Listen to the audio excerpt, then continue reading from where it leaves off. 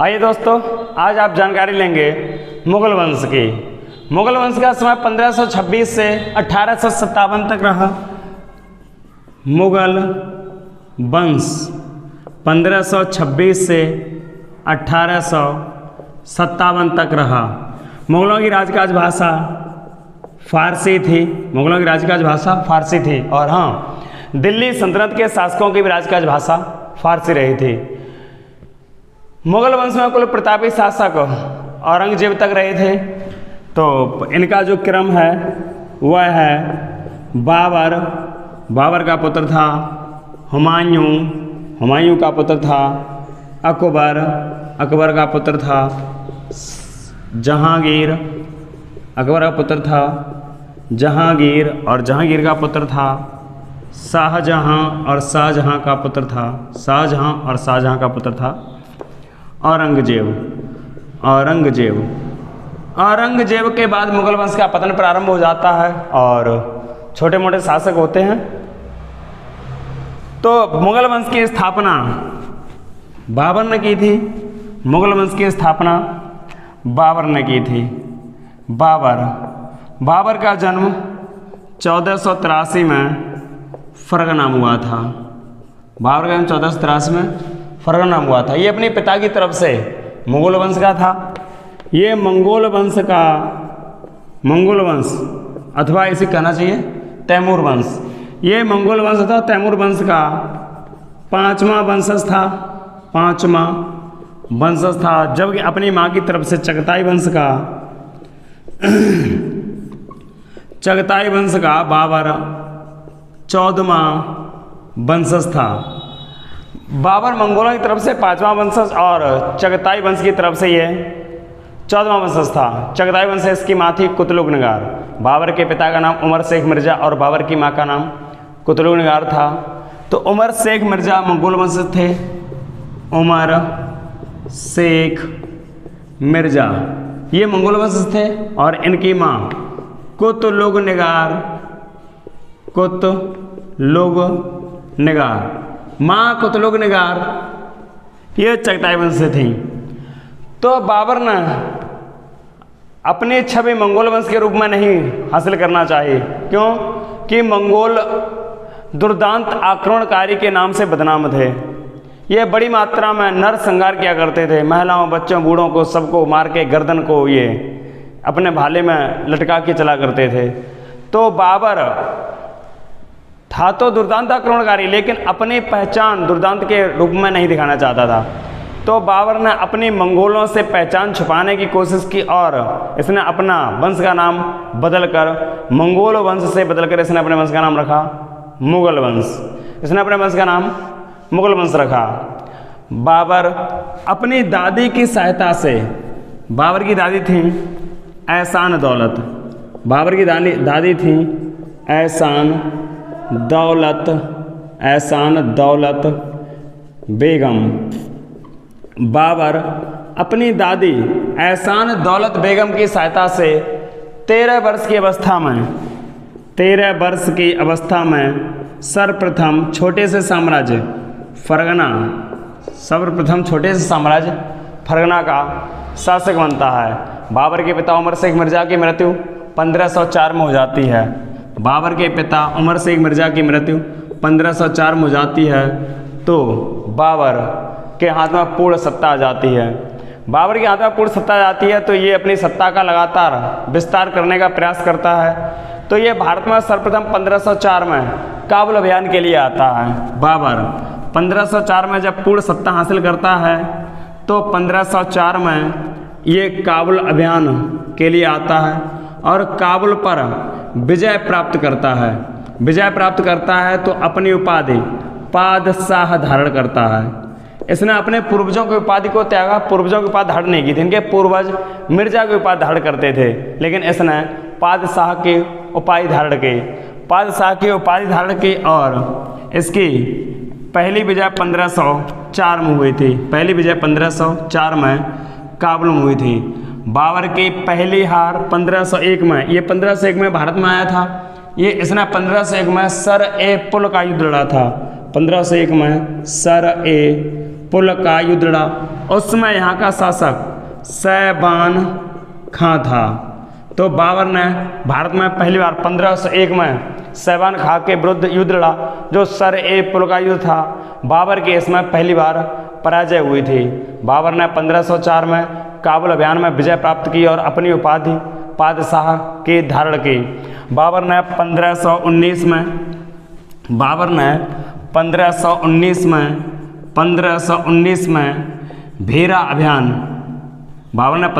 में भेरा अभियान चलाया। भारत में बाबर ने सर्वप्रथम बारूद और तोपखाने का प्रयोग किया था।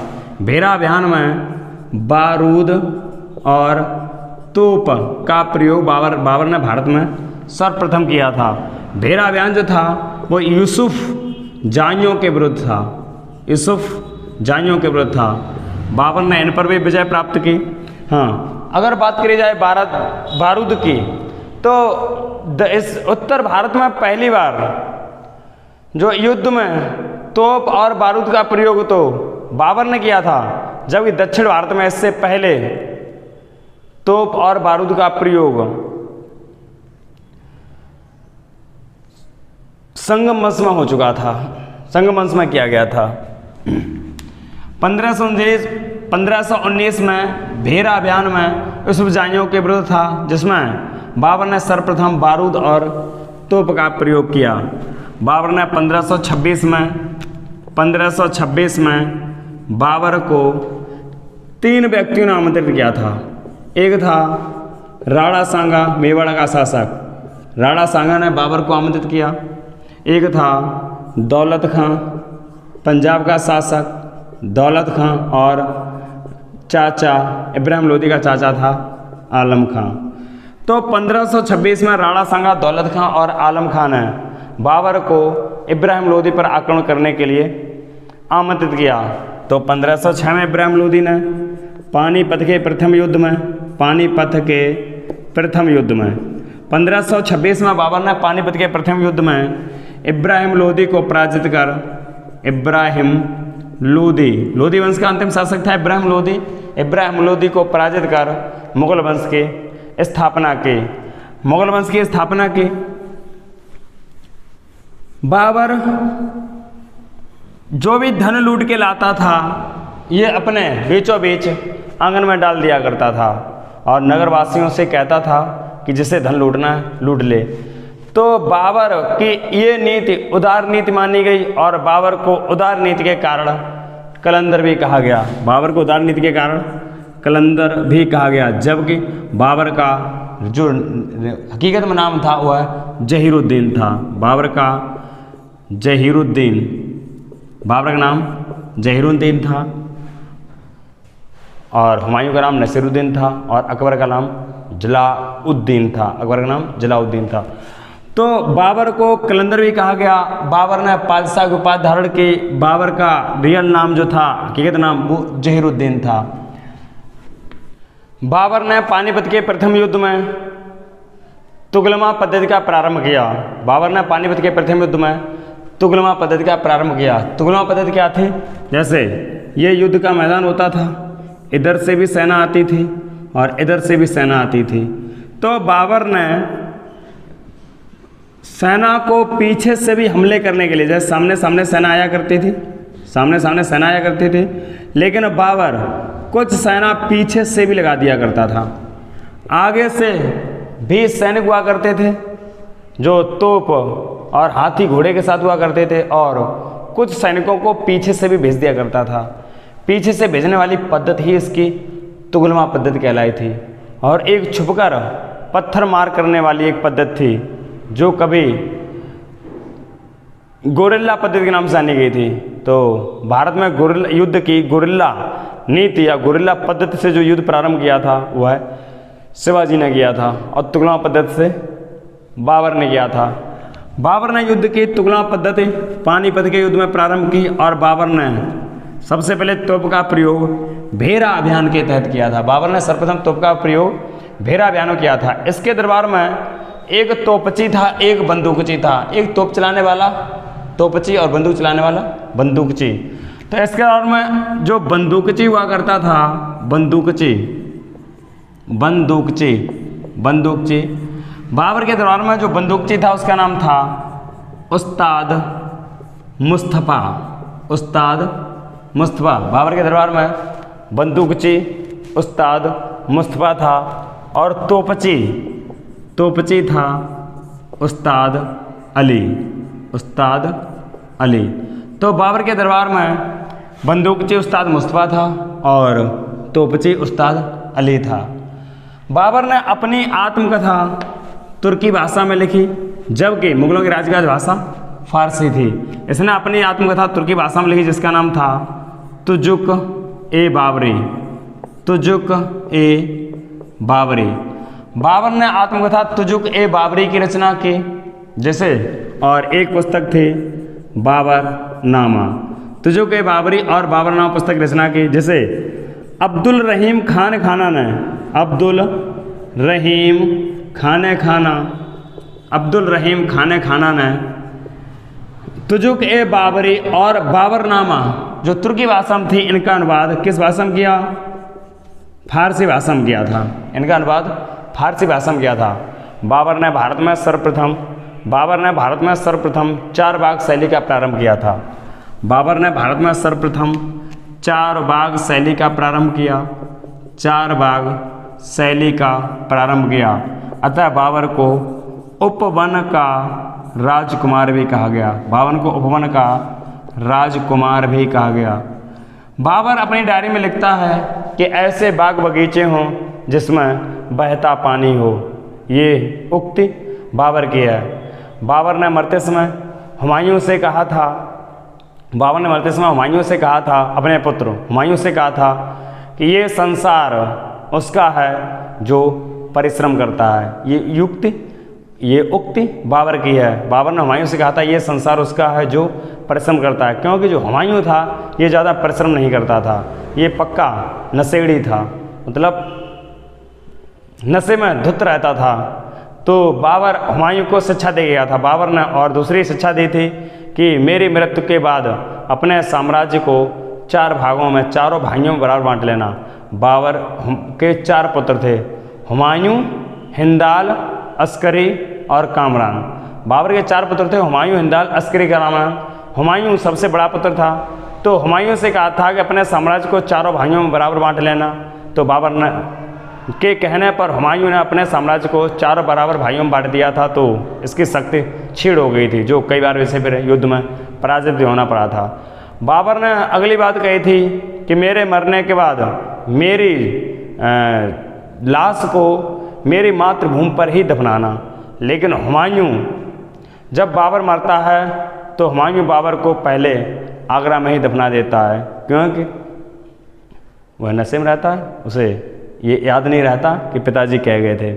लेकिन बाद में जो हुमायूं को याद आता है कि मेरे पिताजी ने कहा था कि मेरी लाश को मेरी मातृभूमि पर दफनाना, तो हुमायूं आगरा से फिर उखाड़ ले जाता है और काबुल में ही जाके फिर दफना देता है। तो मुगल वंश का एकमात्र शासक ऐसा था जिसे 2 बार दफनाया गया था, वो बाबर को। पहले कहाँ दफनाया गया था? आगरा में, और बाद में कहाँ दफनाया गया था? काबुल में दफनाया गया था। बाबर ने अपने जीवन काल में 4 युद्ध लड़े थे। भारत में अपने जीवन काल में 4 विजय प्राप्त करी थी, वो चारों थी जिनका क्रम हम एक ट्रिक से याद करेंगे, क्रम ट्रिक से याद करेंगे। बाबर पानी पीकर, हाँ पहले पानीपत खा हुआ, पानी पीकर, बाबर पानी पीकर, खाना खाकर, चंद घंटों में मर गया। बाबर पानी पीकर, खाना खाकर, चंद घंटों में। ट्रिक याद रखेंगे, बाबर द्वारा लड़े गए भारत में युद्ध। तो पानी से पानीपत का प्रथम युद्ध, पानीपत प्रथम। खा से खानवा, चंद से चंदेरी, घा से घाघरा और मर गया। पानीपत का प्रथम युद्ध 1526 में लड़ा था, खानवा का 1527 में लड़ा था, चंदेरी का 1528 में लड़ा था और घाघरा का 1529 में लड़ा था और 1530 में बाबर मर गया था। पानीपत का प्रथम युद्ध जो लड़ा था वह लड़ा था इब्राहिम लोदी से, और खानवा का युद्ध लड़ा था राणा सांगा से। राणा सांगा के हाथ कट गए थे। राणा सांगा ने इब्राहिम लोदी के साथ एक खतौली का युद्ध लड़ा था। खतौली के युद्ध में राणा सांगा की विजय तो हो गई थी, लेकिन राणा सांगा को अपना दायां दमदार हाथ गंवाना पड़ा था, इसका दमदार हाथ कट गया था।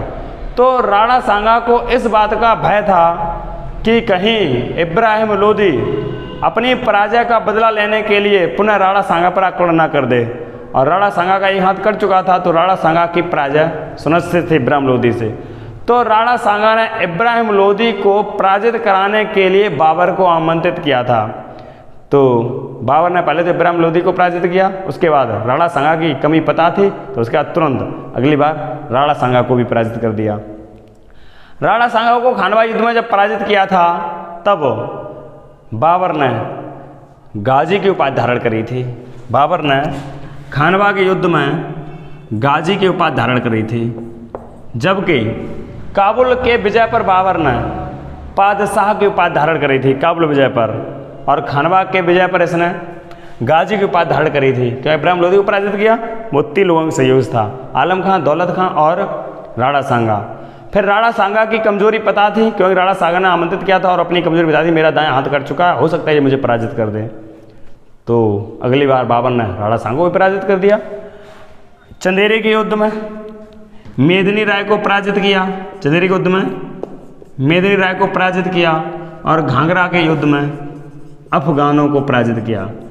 घाघरा के युद्ध में बाबर ने बंगाल और बिहार में विजय प्राप्त करी, बंगाल और बिहार में विजय प्राप्त करी। घाघरा के युद्ध में बंगाल और बिहार पर विजय प्राप्त करे। उस समय बंगाल का शासक जो था वह नुसरत खां था। बंगाल का शासक नुसरत खां था, बंगाल का शासक नुसरत खां था।